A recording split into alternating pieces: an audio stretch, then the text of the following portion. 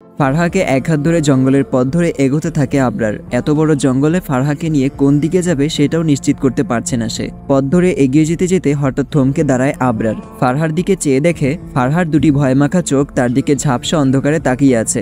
আবরারের দিকে চেয়ে কাপা গলায় বলল, হঠাৎ থেমে গেলেন কেন? আবরার বলল, এই পথ ধরে এগিয়ে যাওয়া ঠিক হবে না। যদি ওরা আবার ফিরে আসে তাহলে ধরা পড়ে যাব। তাছাড়া ওরা এত সহজে আমাদের ছেড়ে দিয়েছে, এটা বিশ্বাসযোগ্য না। বিপদ এখনও পুরোপুরি কাটেনি। তুমি পাশে না থাকলে হয়তো এতটা টেনশন থাকতো না। এখন এই গভীর জঙ্গলে তোমাকে নিয়েই যত টেনশন। তাই সোজা পথে না হেঁটে আমাদের জঙ্গলের মাঝ দিয়ে পথ খুঁজে নিতে হবে। ফারহা আর কিছু বলছে না, ভয়মাখা চেহারা নিয়ে আবরারের দিকে তাকিয়ে আছে। আবরার ফারহার হাত ধরে এবার পথ ছেড়ে জঙ্গলের মাঝে ঢুকে গেল। অনেকটা পথ আসার পর ফারহা পা ধরে বলল, আমি আর হাঁটতে পারছি না, পাটা ব্যথা করছে খুব। কাটার আঘাতে হয়তো কিছুটা ছিলেও গেছে। আবরার আবছা অন্ধকারে চারপাশে তাকিয়ে একটা ভাঙা গাছের উপর ফারহাকে বসালো, পাশে নিজেও বসলো। ফারহা কাদু কাদু ভাব নিয়ে বলল, আমরা কি এখান থেকে বের হতে পারবো না? আমার খুব ভয় হচ্ছে। আবরার ফারহাকে আশ্বাস দিতে বলল, ভয় পেও না, আমি আছি। একটা না একটা ব্যবস্থা নিশ্চয়ই হয়ে যাবে। কিভাবে বের হব? আমরা তো এখানের কিছুই চিনি না। তাছাড়া ফোনও নেই যে কাউকে কল দিব বা লোকেশন দেখে বের হব। ফারহার কথাগুলো আর কানে আসছে না আবরারের। কিছুটা দূরে কিছুর উপস্থিতি টের পেয়ে তীক্ষ্ণ দৃষ্টিতে ওদিকে তাকিয়ে রইল কিছুক্ষণ। দেখে কয়েকটা লোক টর্চ হাতে কিছু খুঁজে বেড়াচ্ছে। কেউ একজন কড়া গলায় বলল, কোথায় হারিয়ে গেল চোখের পলকে? মেয়েটাকে আমার চাই।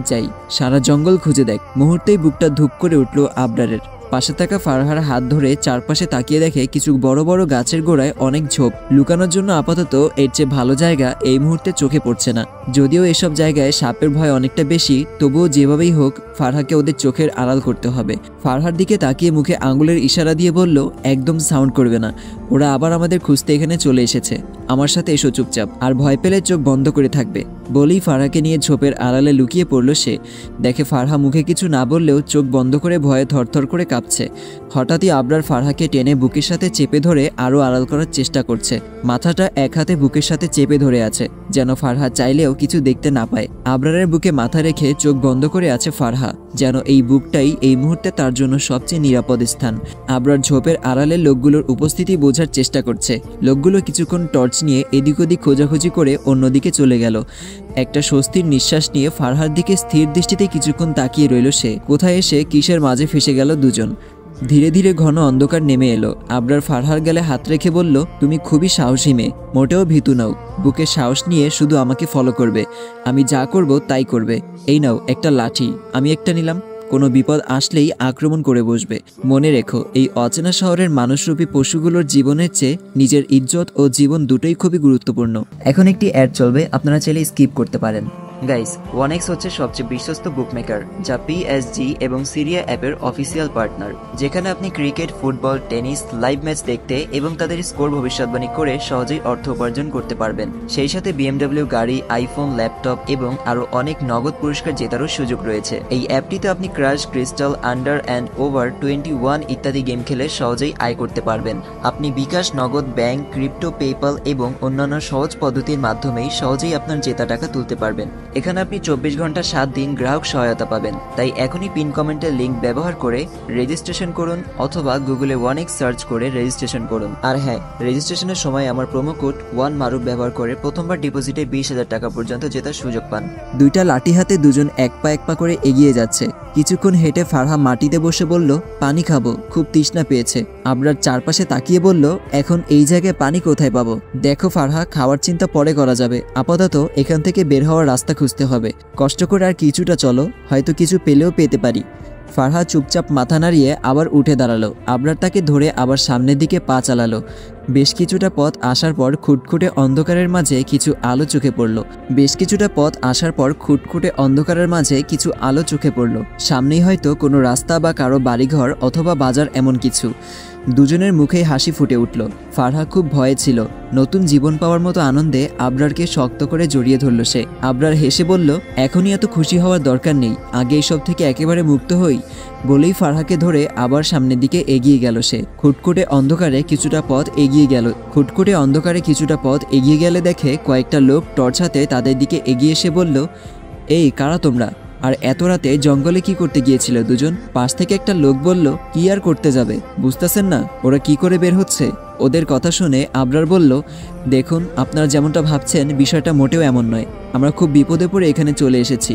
আবরারের কথায় লোকটা সশব্দে হেসে বলল, হাতে নাতে ধরা পড়লে সকলে এমনই কাহিনী শোনায়, আর যদি সত্যিই হয় তাহলে বলো তোমাদের পরিচয় কি হও একে অপরের? একটক আগেও ভাই বোন পরিচয় দিয়েছে, সেই থেকে ফারহা ভয়ে ভয়ে বলল, আমার ভাইয়া হয়। আর অপরদিকে আবরার বলে ফেলে, আমার ওয়াইফ হয়। এরপর দুজনই একে অপরের দিকে তাকিয়ে রইল। লোকগুলো আবরারের কলার চেপে ধরে বলল, এরপরেও আবার কি কাহিনী সাজাবি দুজন? ফারহা ভয়ে কাঁপতে কাঁপতে আবরারের পেছনে ঘেঁষে দাঁড়ালো।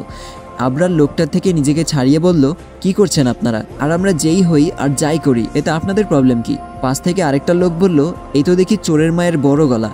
কিছুক্ষণের মাঝে ওখানে চেঁচামেচি শুনে অনেক মানুষ এসে জড়ো হয়। কেউ কেউ জিজ্ঞেস করছে, ভাই কি হয়েছে, কারা এরা? প্রত্যেকবারই উত্তর আসে, আরে ভাই আর বলবেন না, দুজন জঙ্গলে ঢুকে ফষ্টি নষ্টি করছিল আর এখন হাতে নাতে ধরা খেয়ে বড় বড় কথা বলছে।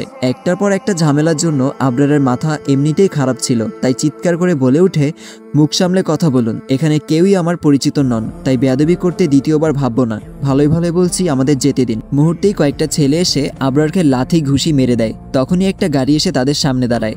আর একটা লোক নেমে বলল, কি হয়েছে, এত ভিড় কেন এখানে? একটা লোক তাকে চেয়ারম্যান বলে সম্বোধন করে। তাদের বানানো কাহিনীটা খুলে বলল, কয়দিন আগে একটা ঘটনা ঘটেছিল না এই জঙ্গলে? ওই যে মজিদ ভাইয়ের মেয়েটা কোন ছেলের সাথে পালিয়ে গিয়েছিল, তারপর 2 দিন পর সকালে জঙ্গলে ওই মেয়েটার লাশ পাওয়া যায়। লোকজনের নানান কিচিরমিচিরের মাঝে চেয়ারম্যান বলল, আজ রাতের মাঝে দুজনের বিয়ে পড়িয়ে দেওয়া হবে। আবরার এবার করুণ গলায় বলল, প্লিজ বুঝার চেষ্টা করুন, আমরা বিপদে পড়ে এখানে এসেছি। তখনই আবরারকে থামিয়ে দিয়ে বলল, হয়তো তুমি মেয়েটাকে আজ বিয়ে করে কালকে সকালেই এই এলাকা ছাড়বে, আর নয়তো দুজনকে পুলিশে দেওয়া হবে জঙ্গলে ফষ্টি নষ্টি করার কারণে। এরপর দুজনের ফ্যামিলি এসে ছাড়িয়ে নিয়ে যাবে। আর আজকালকার ছেলেমেয়েরা আকাম করার সময় ভাবে না, আর ধরা খেলে সব মিথ্যা সাজাতে থাকে। অপরদিকে 2 হাত দিয়ে মুখ চেপে ধরে আছে ফারহা, চোখ বেয়ে গড়িয়ে পড়ছে জল।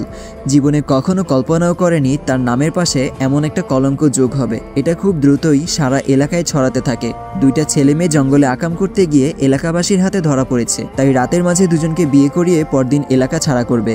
এখানে সবাই অপরিচিত, আর এমন একটা জঘন্য কলঙ্ক নিয়ে ফ্যামিলির সামনে দাঁড়াতে চায় না তারা কেউই। তাদের দুজনের ফ্যামিলি এসব শুনলে কখনই নিতে পারবে না। আর ফারদিন তো তার বেস্ট ফ্রেন্ড, আর সে নিজে একজন ভার্সিটির টিচার।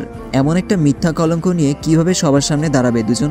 রাত তখন 12টা। দুজনকে একটা বাড়িতে নিয়ে বিয়ে পড়িয়ে দিল সবাই। তারপর রাতে এখানে থাকতে দিল আর বলল ভোর হতেই এলাকা ছাড়বে দুজন। আবরারের চোখ দুটো রক্তিম লাল হয়ে আছে, মাথাটা 2 হাতে চেপে ধরে শক্ত হয়ে বসে আছে সে। একটু পরপর বড় বড় নিঃশ্বাস নিচ্ছে। শেষ পর্যন্ত নিজের ছাত্রী ও বন্ধুর বোনের সাথে এমন একটা কলঙ্কে জড়িয়ে তাকেই বিয়ে করতে হলো। ফারদিনের সামনেই বা কিভাবে দাঁড়াবে সে? আর অন্য পাশে বিছানার এক কোণে বসে বসে কান্না করছে ফারহা। তার ফ্যামিলি তাকে কত বিশ্বাস করত। বাবা তো সব সময় বলতো, আমার ফারুক কখনো আমার কথার বাইরে কিছু করবে না। আর মা তো বলেই দিল, তাদের সম্মান নষ্ট হবে এমন কিছু করলে, আর তাদের সিদ্ধান্তের বাইরে কিছু করলে ডিরেক্ট ত্যায্য মেয়ে করে দিবে। বাবা ও ভাইয়ের বিশ্বাসের মর্যাদা দিতে পারেনি সে, তাই বিছানার এক কোণে বসে বসে ডুকরে কেঁদে উঠে ফারহা।